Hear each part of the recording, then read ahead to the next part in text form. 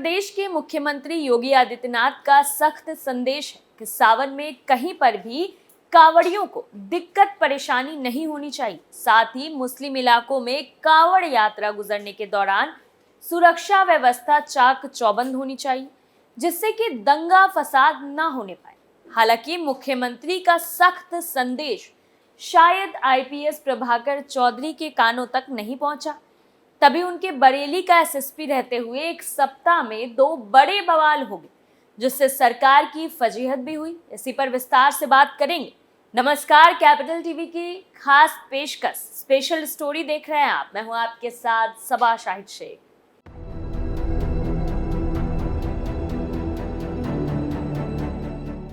एक तरफ जहां हर हर महादेव के नारों के साथ कांवड़ियों पर फूल बरसाए जा रहे हैं, तो वहीं दूसरी तरफ कुछ उपद्रवी कांवड़ियों को परेशान करने के लिए उनका रास्ता रोक रहे हैं, उन पर पथराव कर रहे हैं, उन्हें अनाप शनाप बोल रहे हैं। दरअसल उत्तर प्रदेश के बरेली में बीते दिनों कांवड़ियों पर पथराव का मामला सामने आया है। बरेली के जोगी नवादा इलाके में कांवड़ियों पर पथराव हुआ, जिसके बाद से वहां का माहौल काफी तनावपूर्ण था। बरेली में कांवड़ियों के जत्थे पर पथराव तब हुआ था जब कांवड़िए मुस्लिम बहुल्य क्षेत्र से गुजर रहे थे। तभी मुस्लिम समुदाय से जुड़े लोगों ने पथराव कर दिया।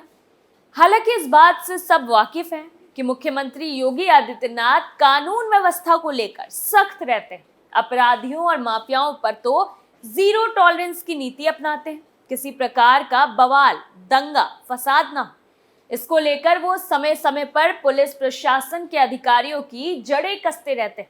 कांवड़ यात्रा को लेकर भी उन्होंने सख्त संदेश जारी किए थे। लेकिन बरेली जिले के बारादरी थाना क्षेत्र के जोगी नवादा इलाके में एक सप्ताह में 2 बड़े बवाल हो गए। पहली बार तो बाकायदा पत्थरबाजी हुई, जिसे रोकने में पुलिस नाकामयाब हुई। तो दोबारा पुलिस जब रोकने आई तो हालात ही नहीं संभाल पाई, जिस कारण से उसे लाठीचार्ज करना पड़ा। आपको बता दें कि कांवड़ियों के जत्थे पर पथराव का आरोप उस्मान अली पर लगा था कि उसने कांवड़ियों के काफिले पर पथराव कराया। वहीं इस मामले में पुलिस ने सपा नेता पूर्व पार्षद उस्मान अली और साजिद को गिरफ्तार किया है। दोनों का जिला अस्पताल में मेडिकल कराया गया था, जिसके बाद कोर्ट में उन्हें पेश किया गया था। अदालत ने दोनों आरोपियों को 14 दिन की न्यायिक हिरासत में भेज दिया था। बता दें कि नूरी मस्जिद पर कांवड़ियों पर पथराव हुआ था। पथराव में 1 दर्जन से ज्यादा कांवड़िए घायल हुए थे। पथराव की पूरी पटकथा समाजवादी के पूर्व पार्षद उस्मान ने रची। वह इस मामले में पूर्व पार्षद उस्मान, उसका बेटा और मस्जिद के मौलाना समेत 12 लोगों पर नामजद और 150 अज्ञात लोगों पर एफआईआर दर्ज हुई थी। दरअसल कांवड़ियों के हंगामे को देखते हुए पुलिस ने पूर्व पार्षद उस्मान को गिरफ्तार कर जेल भेज दिया था। इस बवाल को रोकने में एसएसपी प्रभाकर चौधरी की नाकामी साफ दिखाई दी थी। पूरे बवाल के दौरान एसएसपी साहब घटना स्थल पर भी एक बार नहीं पहुंचे थे। इसको लेकर कांवड़ियों हिंदू संगठनों ने नाराजगी जताई थी और सुरेश शर्मा नगर चौराहे को जाम कर दिया था। कई घंटे तक चौराहा जाम रहा था। इस घटनाक्रम को हुए 1 सप्ताह भी नहीं बीता था कि फिर उसी इलाके में कांवड़ियां और विशेष समुदाय के लोग आमने सामने आ गए। यहाँ भी एसएसपी साहब मौके पर पहुंचने के बजाय मात हतों के भरोसे बैठे रहे। इसका अंजाम ये हुआ कि हंगामा कर रहे कांवड़ियों पर पुलिस को लाठीचार्ज करना पड़ा, आंसू गैस के गोले दागने पड़े। एसएसपी ने कहा कि कांवड़िए एक विशेष समुदाय के इलाके से कांवड़ निकालना चाहते हैं, वो भी डीजे बजाकर। इसकी अनुमति नहीं दी गई तो बवाल करने लगे। इनमें से कुछ लोग नशे में थे तो कुछ लोग अवैध असलहा लिए हुए थे। हालांकि एसएसपी साहब का ये बयान हिंदू संगठनों को रास नहीं आया और वो विरोध पर उतर आए। उनका कहना था कि कांवड़ियों पर लाठीचार्ज और आंसू गैस के गोले दागे गए, उनके साथ में अन्याय किया गया। कांवड़िया हर साल इसी रास्ते से निकलते थे और अब भी इसी रास्ते से निकल रहे थे, लेकिन एसएसपी साहब के आदेश पर यह रास्ता बंद कर दिया गया। ये सरासर उनके साथ में गलत रवैया अपनाया गया। आपको बताते चले कि एसएसपी प्रभाकर चौधरी ने इसी साल 14 मार्च को जिले की कमान संभाली थी, लेकिन तभी से जिले में हत्या की घटनाएं लगातार बढ़ती गई और वो इन पर लगाम लगाने में सक्षम नहीं रहे। सावन महीने में जिले में 2 बड़े बवाल हुए। वहीं जोगी नवादा बवाल के बाद आईजी डॉक्टर राकेश सिंह ने सख्त नाराजगी जाहिर करते हुए थाना बरादरी प्रभारी अभिषेक कुमार सिंह और जोगी नवादा चौकी इंचार्ज अमित कुमार सिंह पर भी गाज गिराई। दोनों को उन्होंने निलंबित कर दिया। एसएसपी प्रभाकर चौधरी से हिंदू संगठन के लोग, विधायक और स्थानीय नेता भी नाराज थे क्योंकि एसएसपी का रवैया ठीक नहीं था। वो जिले के जनप्रतिनिधियों से बात तक नहीं करते थे, यही नहीं मिलना भी नहीं चाहते थे। 14 मार्च को चार्ज संभालने के बाद लगातार बरेली में घटनाएं बढ़ रही थी। इसको लेकर जनप्रतिनिधि जब उनसे मिलने जाते तो वो साफ इनकार कर देते। कई जनप्रतिनिधियों ने शासन से इसकी शिकायत भी की थी, जिसके तहत अब एसएसपी साहब पर कार्रवाई भी हुई है। उन्हें लापरवाही बरतने की सजा मिली। प्रभारी चौधरी के ट्रांसफर को लेकर सोशल मीडिया में जबरदस्त बहस चल रही है।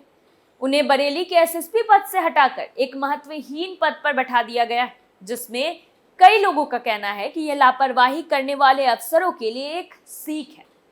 वहीं आपको बता दें कि उत्तर प्रदेश मुख्यमंत्री योगी आदित्यनाथ ने 30 जुलाई को पुलिस अधिकारियों की जवाबदेही तय करते हुए कहा कि प्रदेश में जो भी आयोजन हो वो कानून के दायरे में रहकर हो और जनता की सुरक्षा के साथ खिलवाड़ ना। सीएम योगी ने लाल बहादुर शास्त्री भवन एनएक्सी में मुख्यमंत्री कमांड सेंटर का उद्घाटन और सीएम डैशबोर्ड की शुरुआत करने के बाद लोगों को संबोधित किया। अपने संबोधन में मुख्यमंत्री ने कहा कि पर्व और त्योहार के मौके पर जब देश के अलग अलग राज्यों में दंगे हो रहे थे तब उत्तर प्रदेश में शांति थी। जिन लोगों को शांति और सौहार्द अच्छा नहीं लगता है वो छोटे छोटे मुद्दों को आगे करके माहौल खराब करने का प्रयास करते हैं। उन्होंने कहा कि पुलिस अधिकारी इस बात का विशेष ध्यान रखें कि जो भी आयोजन हो वो कानून के दायरे में रहकर हो और जनता की सुरक्षा के साथ खिलवाड़ ना हो।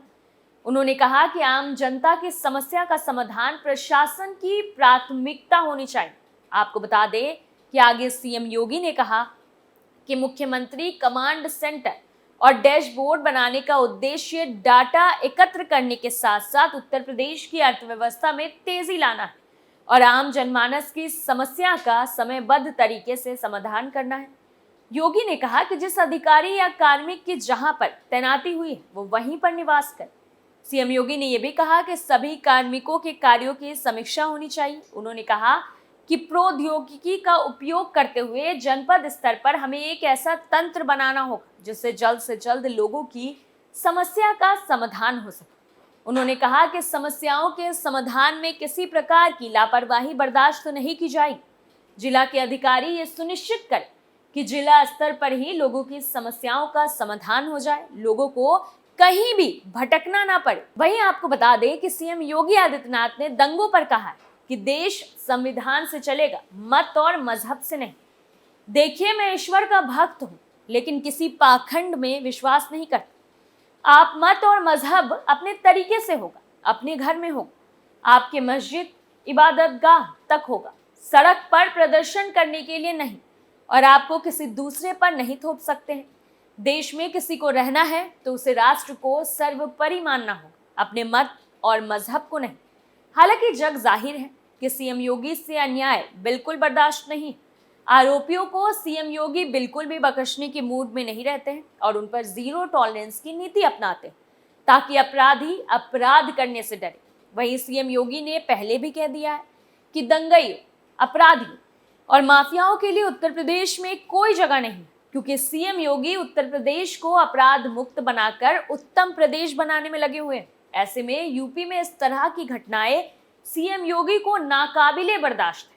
उनका एक ही फंडा है कि ऐसे लोगों को खदेड़ खदेड़ कर निकालो और उन पर कार्रवाई करो जो कि देश का माहौल खराब करने की कोशिश करते हैं। हालांकि उपद्रवियों की इस हरकत से सीएम योगी गुस्से में है और आरोपियों को बख्शने के मूड में तो हरगिज नहीं। अब इन उपद्रवियों पर तो कार्रवाई 3rd डिग्री की होने वाली ताकि दोबारा इस तरह की घटना ना।